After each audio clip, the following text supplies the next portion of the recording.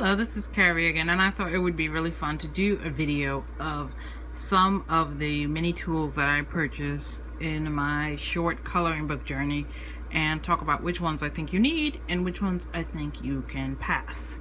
So I'll be right back with showing you all the different tools in order and going through which ones you need and which ones I think you can pass. Alright, I'll be back. Okay, first thing that you definitely need is you need some sort of coloring item. These are some coloring books that I have, and this is a picture that I'm currently working on.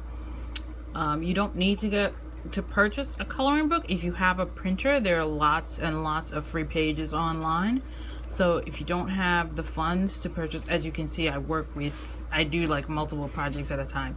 If you don't have the funds to purchase a coloring book, you can definitely print pages online, or you can purchase 1 or 2 books and just print the rest. So that's sort of these two I think are the two. If you can only get 2 coloring books, I think these 2 would be the ones I would recommend for you to get if you can only purchase 2 coloring books. You can also have some places will take off the binding and then you can Xerox them. The only thing about doing that with these is because they both have all this extra artwork on the bindings, you may not want to do that with these 2 in particular. But if you have a different coloring book that doesn't have artwork on the binding, then you can do it that way. So that's number 1 number 2 that I think obviously you need something to color with. So these are my Faber Castell pencil sets, and this is a set of 60 that I got as a wedding anniversary gift from my amazing wife. So hopefully you can see that. So this is a set of 60 Faber Castells. If you are getting Faber Castells, I think you can totally be fine with a set of 36. You don't need to get a set of 60, but if you're doing a different brand, then I think if you're doing something like the Prismacolor or the Prismacolor Scholar, then you definitely need at least, I think at least 60 if you like to do, because it'll make it easier when you do the blending.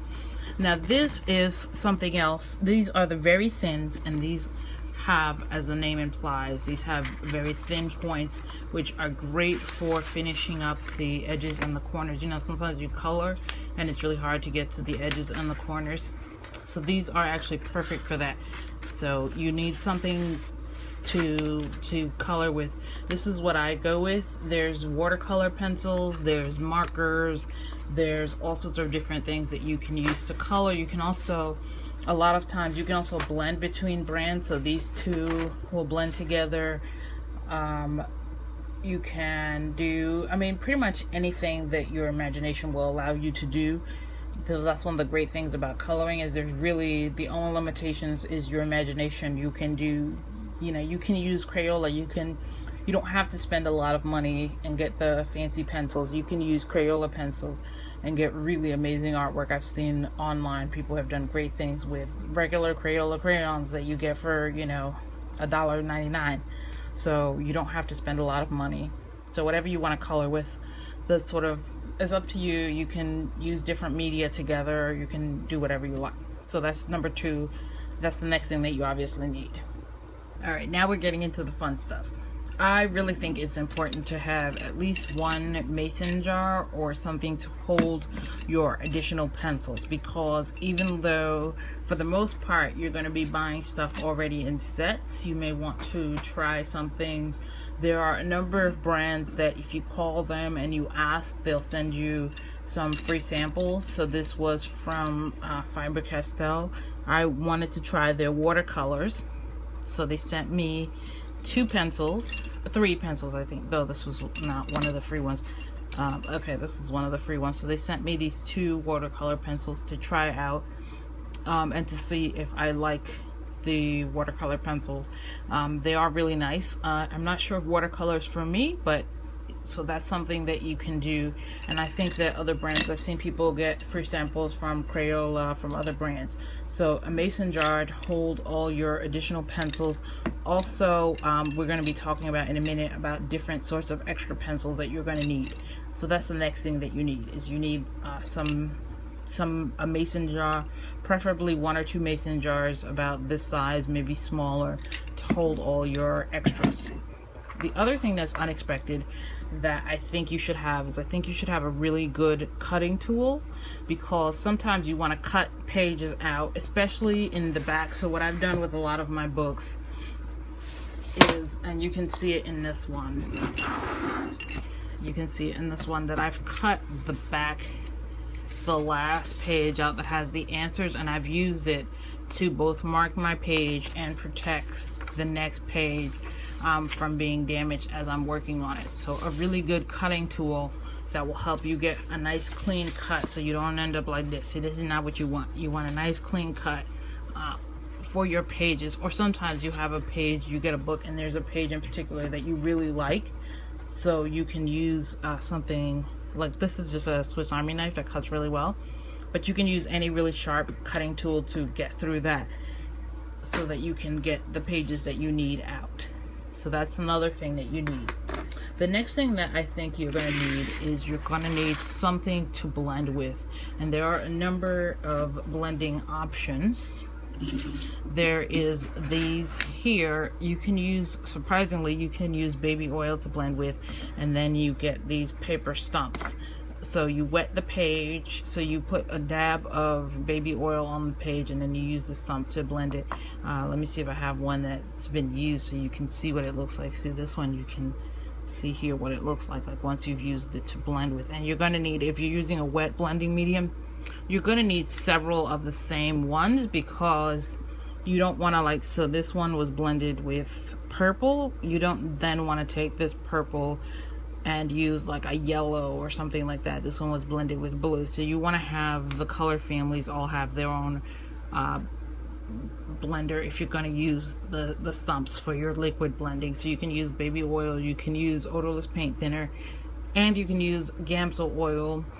The baby oil is the only one I've tried so far, but at some point I will try the Gamsol and the odorless paint thinner.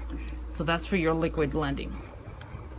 For your dry blending, there are as of right now, this is the wrong one. There are, as of right now, 2 brands of blending pencils. There is the Prismacolor Colorless blending tool, and this is the one that I think is the best of the 2. And there is, this one is Caran d'Ache. So this one is Caran d'Ache, and I think it's relatively new. I had some problems with the Caran d'Ache. I didn't think that it worked as well as the Prismacolor Colorless blending tool. I thought that between the two, for me, the Prismacolor worked really well.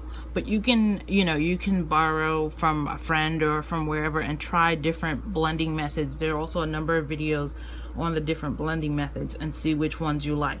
But if you like a dry blending method, this is pretty much, as far as I know, your 2 main options for coloring books. Is this, if you're going to use color pencils, that is this Prismacolor Colorless blending tool and the Caran d'Ache full bright blender. So those are your 2 dry blending options. All right, so the next thing that you're going to need is you're going to need something to erase with.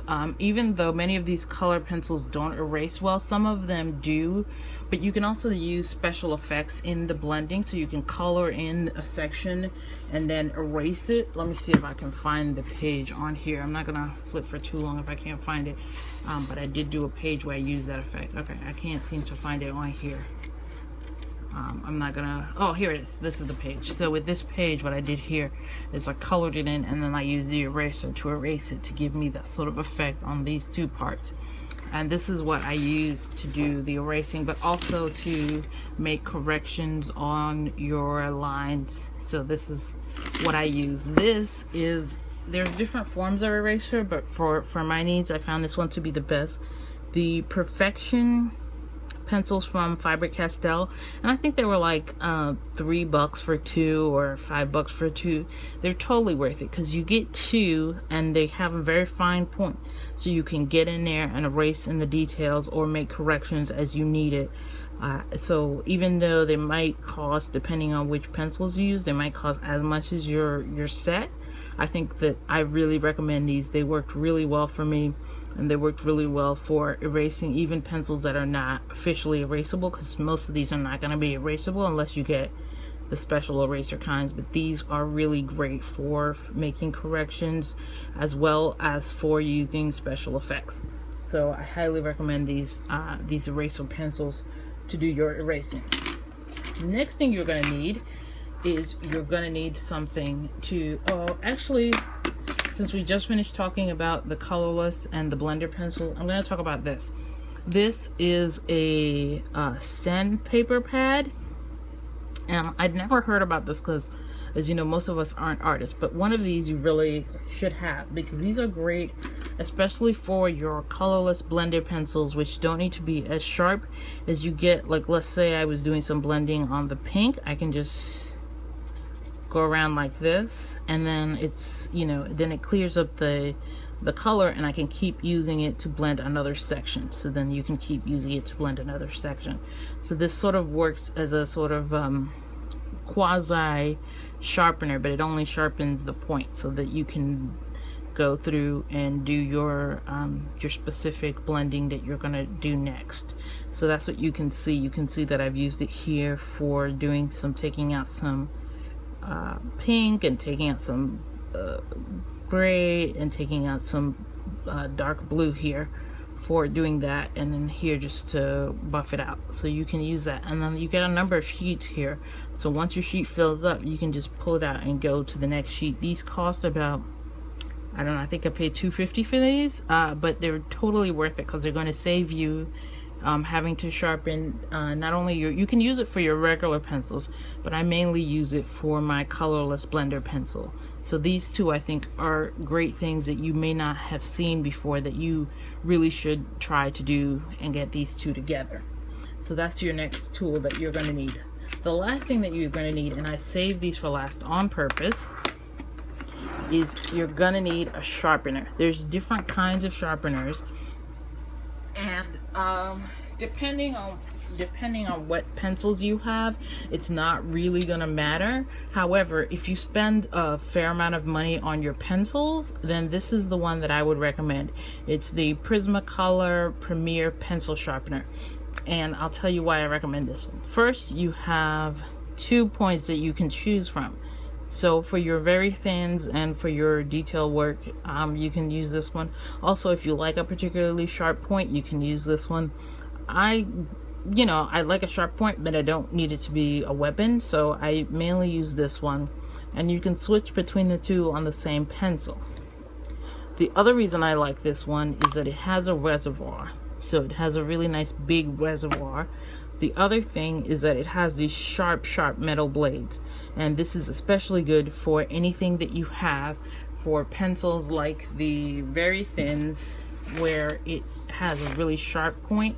And the very thins in particular, you can even see on my very thins, I had a real hard time finding the correct sharpener for these, but I think so I ended up using a knife at one point, and I used different things to try to get a point. But once I figured out that the pencil sharpener to use is this pencil sharpener, let me see if I can even get it to use here. So see, for these I want this kind of a point, so then you can just go in there and you see how it doesn't cause that much.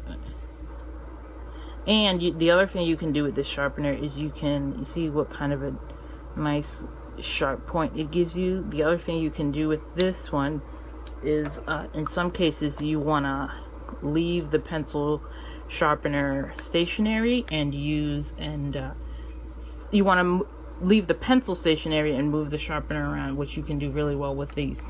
These two are also tried, but I didn't find to be as useful.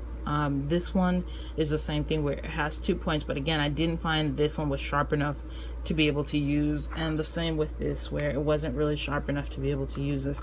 So for me, if you have like regular pencils and you didn't really spend a lot of money on it, almost any sharpener will do. But if you've got either the Prismacolor Very Thins or the Faber Castell or any other kind of sharp pencil, and you want to use a manual pencil sharpener, then this Prismacolor sharpener is really the way to go. So this is going to be the main thing I want to leave you with. That if you spent money on your pencils, you definitely want to invest in these. I think these are anywhere between $5 to $8 depending on where you get them. So depending on what accessories you feel that you need, you can spend anywhere from $15 to $30 for your accessories. But I think that if you choose the correct accessories, so for example, I would say if I'm going to be using premium color pencils, let's say I would say to get the Prismacolor pencil sharpener, get the Stump, get the blender pencils, get the erasers, right, and get a mason jar which can run you 99 cents, and you can use any kind of sharp cutting tool that you already have. So this is the setup that I would use if you want to use dry blending. If you want to use wet blending, then you would take away these dry blender pencils. You probably should still keep this because you can actually use this on the paper stump.